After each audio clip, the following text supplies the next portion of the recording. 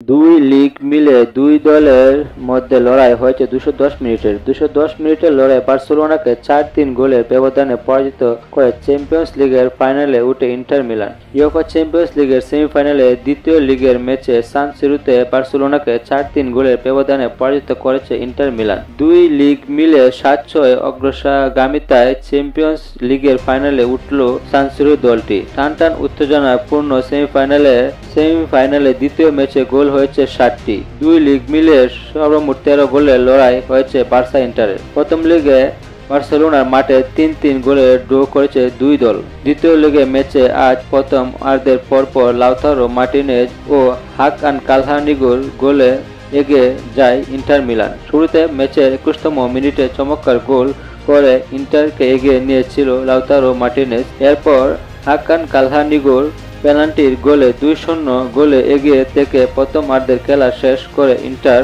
Milan. 2-0 গোলে পিছিয়ে পড়ে প্রথম আর্ধের শেষ করা বার্সেলোনা দ্বিতীয় আর্ধের শুরুতে 6 মিনিটের ব্যবধানে ইলেন গার্সিয়া ও ড্যানিয়েল মোর পরপর দুই গোলের সমতায় ফিরে বার্সা। এরপর ম্যাচের 87তম মিনিটে ব্রাজিলিয়ান তারকা রাফিনহার গোল। চমৎকার গোলে বার্সেলোনাকে এগিয়ে নিয়েছিল এই ব্রাজিলিয়ান তারকা। শুরুতে বাঁ পায়ের শট নেওয়ার পর প্রতিপক্ষের গোলরক্ষক বলটিকে ঠেকিয়ে দিলে এরপর ডান পায়ের জোরালো শটে গোল করে রাফিনহা। এগিয়ে যায় বার্সেলোনা। বাকি 3 মিনিট এই লিড ধরে রাখতে পারেনি কাতালান দলটি। নির্ধারিত 90 মিনিটে খেলা শেষ হওয়ার পর ইনজুরি টাইমের তৃতীয়তম মিনিটে এসেরবির গোলে সমতায় ফিরে ইন্টার। ম্যাচ জড়ায় অতিরিক্ত সময়, আর অতিরিক্ত সময়ের 99তম মিনিটে পাত্রেসির গোলে ব্যবধানে বাড়িয়ে নেয় ইন্টার মিলান। শেষ পর্যন্ত এই লিড আর ভাঙতে পারেনি বার্সেলোনা।